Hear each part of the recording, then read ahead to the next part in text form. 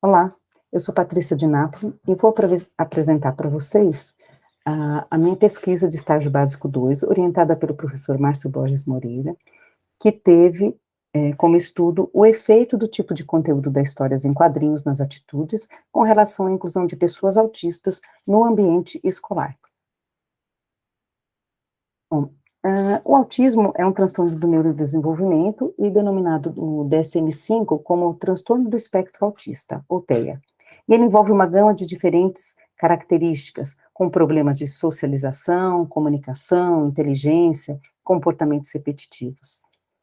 A Lei 12.774, de 2012, ela resguarda o direito do autista em participar de escola comum. Só que são muitos os problemas encontrados nesse processo de inclusão, principalmente o desconhecimento com relação ao transtorno, né, tanto pelos alunos quanto pela equipe de ensino, e uma falta de adaptação curricular. Tudo isso gera muito preconceito com relação ao aluno autista. Para a análise do comportamento, né, as atitudes são avaliações de objetos, pessoas e eventos, sem que se tenha necessidade de ter tido um contrato prévio com tais estímulos, né. Então, segundo Guerin, o preconceito é uma atitude negativa direcionada a determinado grupo, e para o autor, então, o preconceito é uma atitude, e, portanto, considera-se um comportamento verbal. E o preconceito, ele está presente nas relações sociais e ele pode se manifestar por meio de respostas públicas ou privadas. Então, dessa forma, as atitudes são o próprio comportamento aberto ou encoberto, e eles são emitidos de acordo com uma história prévia de aprendizagem, e não por uma instância interna da pessoa. Bom, para se entender e estudar as atitudes, tem se utilizado o paradigma de equivalência, de estímulos, que é uma teoria, né, um modelo de explicação. Os procedimentos, eles simulam o comportamento, auxiliando a entender como que os fenômenos sociais, preconceitos, estereótipos, eles podem ser constituídos e alterados.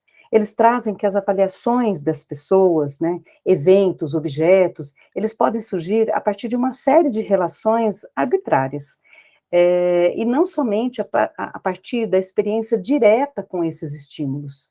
Então, as pesquisas apontam que, a partir desses emparelhamentos indiretos, os estímulos neutros, eles podem passar a ser positivos ou negativos, ou o contrário, né? Os inicialmente positivos ou negativos podem ter seus graus de valências alterados após o treino. Bom, para se fazer o presente estudo, foi-se necessário utilizar duas escalas. A primeira foi a escala de diferencial semântico, que é um conjunto que apresenta sobre um conjunto de escalas bipolares de 7 intervalos. Ela é composta de 13 pares de adjetivos, e apresentando esses adjetivos opostos em seus extremos. Ela quantifica o significado atribuído a esses estímulos por meio de relatos verbais, e ela permite analisar o grau de relação entre os estímulos equivalentes. A segunda escala utilizada no presente estudo foi a escala Likert de atitudes sociais com relação à inclusão, a ELASE. Ela é composta por 35 enunciados, 15 favoráveis, 15 desfavoráveis e 5 da escala de mentira, que é um indicador de confiabilidade de respostas. Ela é composta por 5 alternativas de resposta, que vai desde concordo inteiramente quanto discordo inteiramente. Ela pontua cada alternativa, e os scores vão de 30 a 150. Quanto mais próximo de 30, menos inclusivo, quanto mais próximo de 150, mais inclusivo. Então, ela permite mensurar as atitudes sociais no processo de inclusão de deficientes. Bom, a presente pesquisa também se baseou em outros dois experimentos. Primeiro, o de Vieira, 2014, onde ele analisou a alteração atitudinal de professores após a capacitação. Então, participaram desse estudo 66 professores da rede pública de ensino fundamental, de uma cidade do interior de São Paulo, e o delineamento foi de grupo. Então, foi divididos entre grupo controle experimental e foram aplicadas duas escalas, duas versões da escala da ELASE, e foi antes e depois da intervenção, ou seja, de um treinamento. E a conclusão foi que os professores se apresentaram mais capacitados, os professores capacitados se apresentaram mais inclusivos após a intervenção. O outro estudo foi de Moreira, em 2022, que teve o objetivo de analisar a alteração atitudinal após a leitura de histórias em quadrinhos, né? Eles foram aplicados em 7 estudantes universitários, né? E eles responderam um questionário com a escala diferencial semântico antes e depois da apresentação de história em quadrinhos, né? Concluiu-se que a narrativa teve influência no comportamento. Bom, o presente trabalho se justifica, primeiro, pela inexistência de trabalhos com a mesma dinâmica, e ele busca colaborar para a psicologia social e educacional. Então, ele tem como objetivo investigar a influência da leitura de história em quadrinhos nas alterações atitudinais, seja em relação a personagens fictícios, quanto em relação à inclusão de autistas em escola comum. Bom, sobre o método. Participaram 5 estudantes universitários escolhidos por conveniência. O delineamento foi de sujeito único, no formato pré-teste e pós-teste, sendo que a variável independente consistiu na leitura das versões A e B das histórias em quadrinhos, e a variável dependente se referiu à mudança de atitudes em relação aos personagens antes e depois da leitura dessas histórias, e ela foi medida por meio da escala EDS e da escala ELASE. O procedimento, ele foi feito de forma remota, né, sendo que os questionários, eles foram aplicados por meio do Google Forms, e a apresentação foi feita por meio do Google Apresentação. O material utilizado pela pesquisadora foi um notebook, com acesso à internet, e ela utilizou também o Mandbang Paint e o PaintStorm para a criação das histórias em quadrinhos, e os participantes precisavam apenas de um celular, um notebook ou um tablet com bom acesso à internet. Foram feitas, então, foram criadas 2 histórias em quadrinhos. A história versão A era de uma escola não inclusiva, onde os alunos apresentavam atitudes preconceituosas, e a professora e a diretora eram favoráveis a levar o aluno para uma escola especial, né, o aluno autista. A história da versão B criada era a escola mais inclusiva, onde os alunos tinham atitudes mais acolhedoras, e a professora e a diretora apoiavam esse aluno autista em classe comum. Esses eram os personagens, então, da história versão A e versão B. Essas 2 escalas foram as utilizadas na pesquisa, e os procedimentos foram os seguintes. Primeiro, foram expedidos convites aleatórios para os universitários, com exceção para alunos de psicologia a partir do 4º período. Na sequência, foi enviado um TSLE para quem manifestou interesse em participar da pesquisa, né? Nele continham, então, informações sobre a pesquisa e os riscos, tinha um campo também para eles colocarem nome, e-mail, celular, para posterior contato, e assim que a pesquisadora recebeu o TSLE com um aceite, já foi marcado o primeiro encontro. O primeiro encontro foi individual e online, foi através do Meet, né? Primeiro se explicou um pouquinho sobre a dinâmica de como ia acontecer a pesquisa.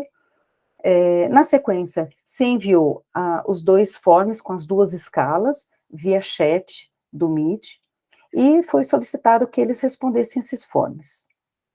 Após a resposta, foi apresentada, então, a história em quadrinhos, versão A. E, na sequência, pediu que o participante respondesse novamente as mesmas pesquisas. Ao término, já se agendou o segundo encontro para 48 horas depois. Esse primeiro encontro demorou cerca de 30 minutos.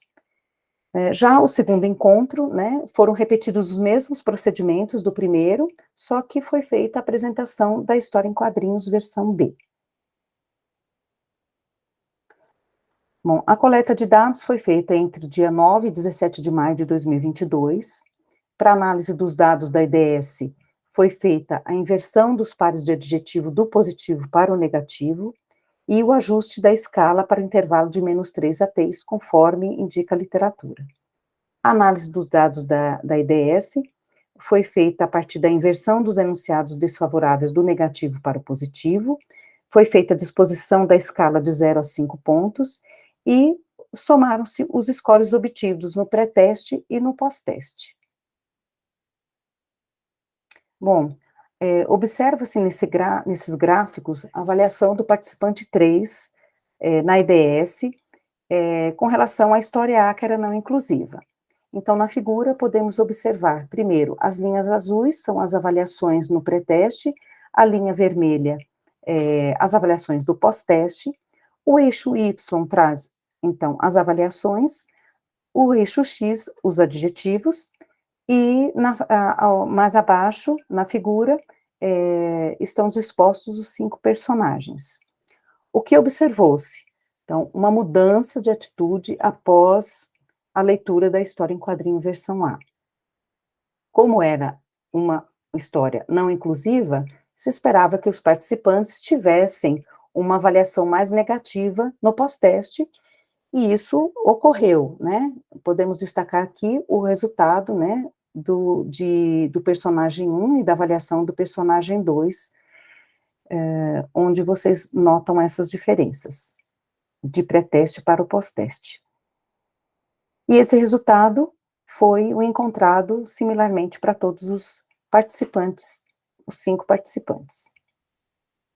Já nesses gráficos, nós temos a avaliação do participante 3 na IDS, mas com relação à história B, que era mais inclusiva.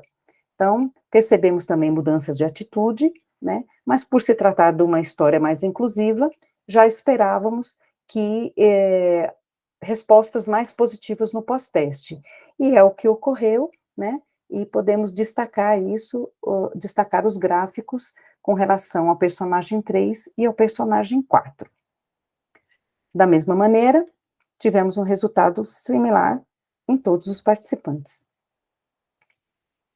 Então, esses resultados encontrados, ou seja, as mudanças de atitude com relação aos estímulos após a intervenção, eles estão de acordo com a literatura. Bom, já esses gráficos representam a avaliação do participante 3 na ELASE com relação à história A e B. Nota-se na figura, então, as linhas azuis representam os resultados do pré-teste, as linhas vermelhas, os resultados do pós-teste. O gráfico superior refere-se à história A, o gráfico inferior refere-se à história B. Temos aqui o eixo X, representando a pontuação, e o eixo Y, representando as questões. E o que foi observado? Pequenas variações nas pontuações com relação à inclusão. Então, tanto na versão A da história, quanto na versão B da história, nós percebemos pequenas variações nas pontuações, mas não foram suficientes, vamos dizer assim, para alterar o perfil do participante, que se mostrou inclusivo. E essa observação, ela é feita porque todos os participantes, eles tiveram pontuações próximas de 150, que era o limite da escala ELASE.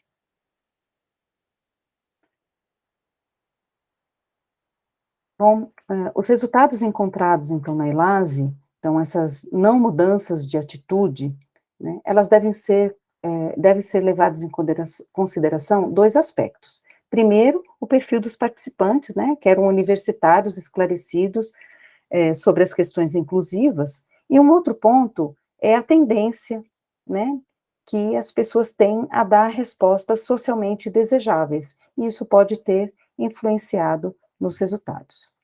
Gostaria de agradecer, então, a audiência de vocês. Muito obrigada.